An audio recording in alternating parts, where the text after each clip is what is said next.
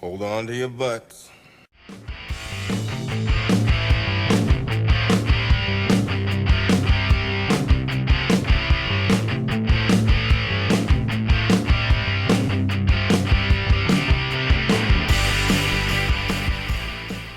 Today we're here with Mr. Rod Walker, and he built this. And this is something you don't see every day, is it, Rod? No. It's a 1995 GMC short bed truck. Okay. And why don't you tell me about how you found it? What was it like when you got it?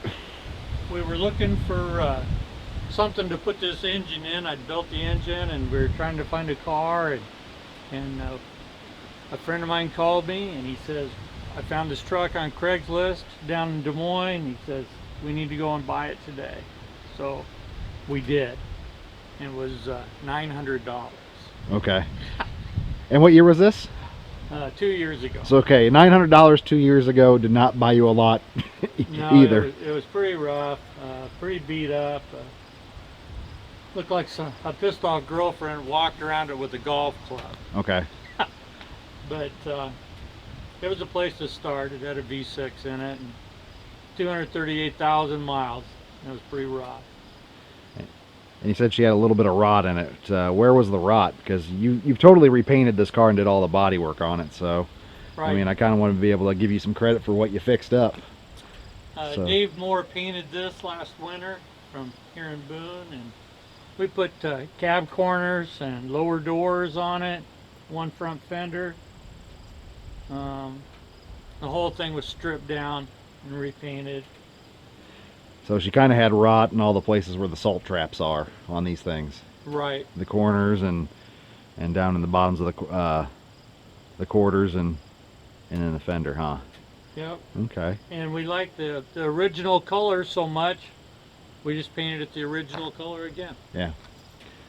Yeah, so she's kind of, if it didn't have that big old scoop sticking out of the hood, she'd be a sleeper. It would. And that's the story really behind the truck more than anything, is that that engine that's in there. So why don't we pop the hood on that thing, and you can talk about what you did, because you built it because you're a machinist. I like to call it my bucket list story, and the bucket list said that it was going to have multiple carburetors sticking out of the hood. Yep. And the blower deal was just a little too much for my budget, so we have a tunnel rammed 427. And why 427? Because most people will throw a 454 in these things. I always liked the 427.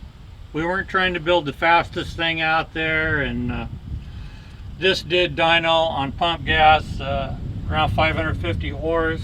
And it's very streetable, and I didn't want to tub it. It's just very easy to drive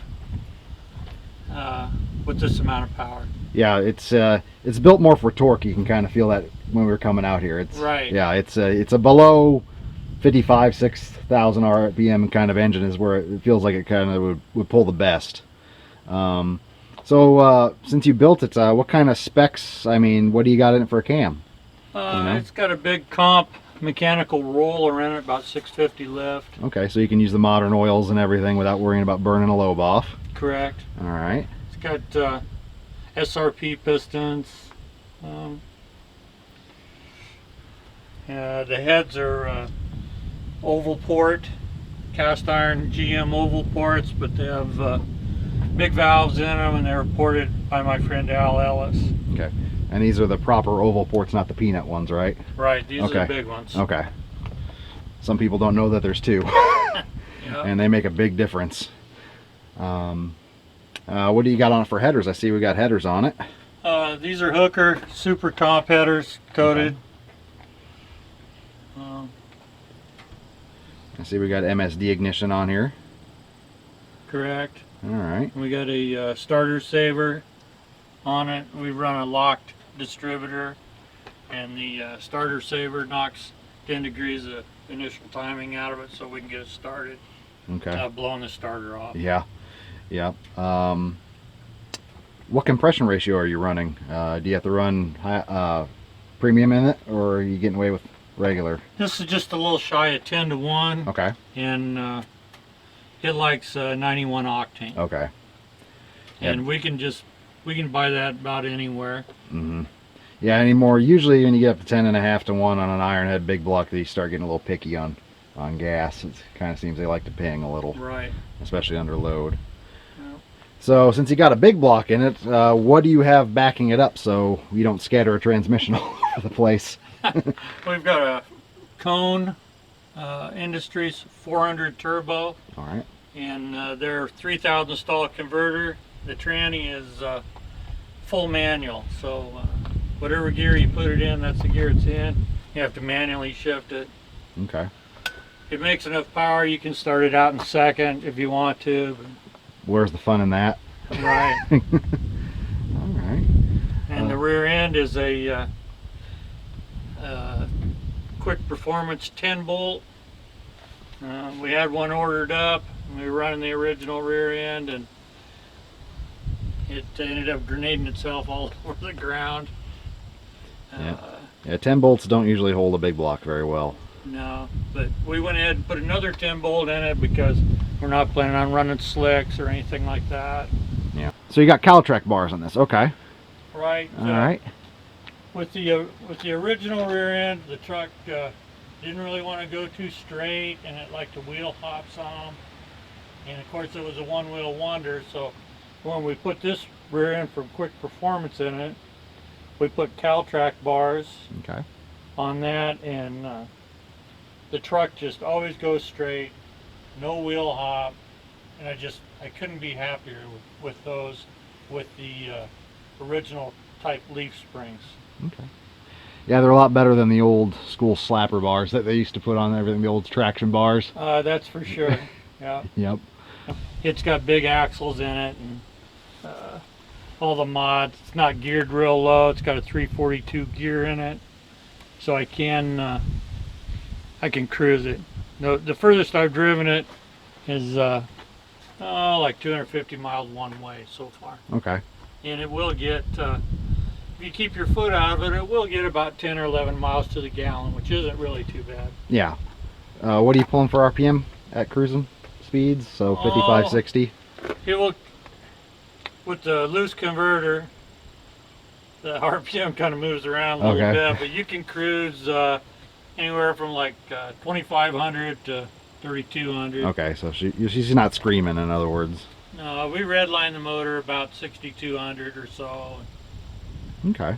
And it's got a sweet spot around 2,700 to 3,000. You don't even realize that you're riding in something that's souped up. It just feels like a stock truck at that speed. Oh yeah, you're coming into the tunnel ram is coming in, and the cam's coming in, and they're getting along right about there, and that's when that's those dangerous ones where you get dangerous on speeding tickets, because you don't think you're going fast because you've just kind of been just easing into it, but you look down and you're going way faster than you thought you would because it just kind of gently pulls the whole way. Yes. That's the thing about torquey motors. They'll do that to you. At cruising speed, you're not even pushing on the gas like a quarter of an inch. Yeah. It's kind of funny. Oh yeah. Well, the old saying, what is it? There's no replacement for displacement, right? Right. All right. And now I see when I threw our gear in the back here that you don't have a traditional gas tank system in this. You got a fuel cell, don't you? Well, it's more of like a fuel tank, but yeah, with the big exhaust underneath, there just isn't room in these little trucks for a fuel tank under there anymore. So we have this 19-gallon tank here, and there's a electric pump, and we have run a bypass regulator. We have a return line, and you just never have any issues with this system vapor locking. We sprayed this bed liner in here too. Oh, okay. I can't remember what kind that is. Did you do it Line-X. Oh, it's a Line-X. Okay. And we've got a 2.5-inch exhaust system. Okay. That was with an H pipe that was put on by Steve Wee from down there by Luther.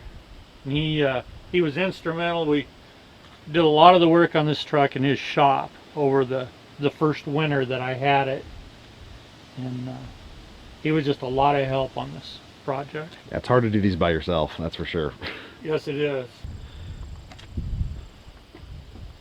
So she's you got one thing off your bucket list now, huh? Yes, I do. Yeah. What about I see you got some aftermarket rims obviously on it. Why don't you tell me about those real quick? What do you got there for rims? We picked these up down at Wild Wade's at the swap meet, and when I got them home, I just thought they were just going to be way too big. Yeah. And once we got the truck lowered down, we lowered the front 2-inch with drop spindles and did a flip on the housing in the back, lowered the back end like 5 inches, and they come to work out pretty good. Yeah, it's got a nice stance to it. It doesn't they don't look obnoxiously big on the truck like some people when they try to put big meats on it without jacking it up. It just, the proportions of the truck get a little out of whack, and this is nice and healthy. It's muscular. Right, these are 17-inch wheels, and they're 17 by 8s in the front, and 17 by 10s in the back. Okay. We got about 12 inches of rubber width-wise in the back, and can't really fit any more than that under it, and that's fine. Yeah. Anything special on the brake system, or is it just kind of mostly stock? It's got 4-wheel disc brakes, and we've got an adjustable proportioning valve to dial in the rear brakes so that everything matches up, and Okay. it stops very well. Everybody that gets in it, when they get out, they always have a smile on their face. Yeah. It's like getting in the Wayback Machine. It takes everybody back to their childhood when somebody had a truck like that, or somebody had a tunnel ram motor, Mm-hmm. and it just really takes you back, and that's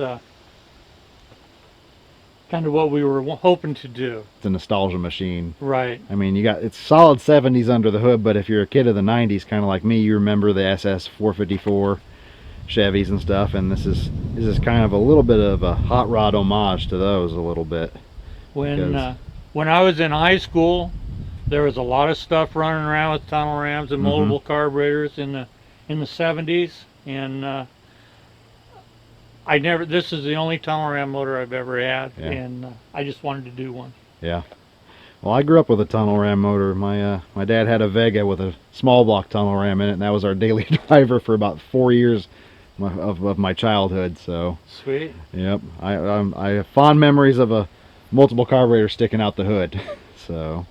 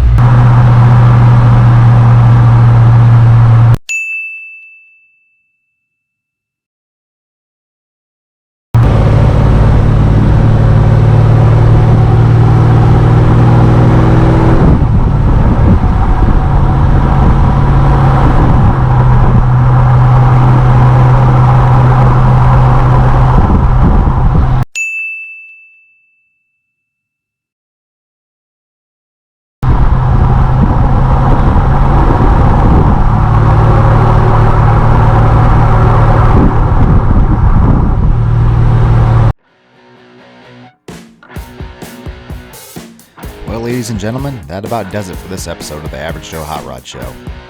This episode's going to be a few minutes shorter than our normal ones because, well, our interior camera we used to capture conversations when we got on the test ride decided to die.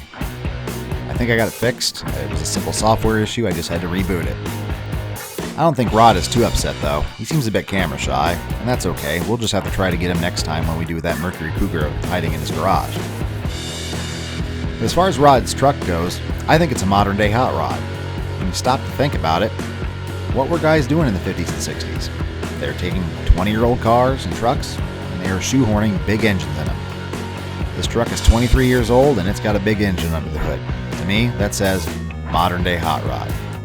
Until next time, remember, kick butt, take names, but most importantly, kill with kindness.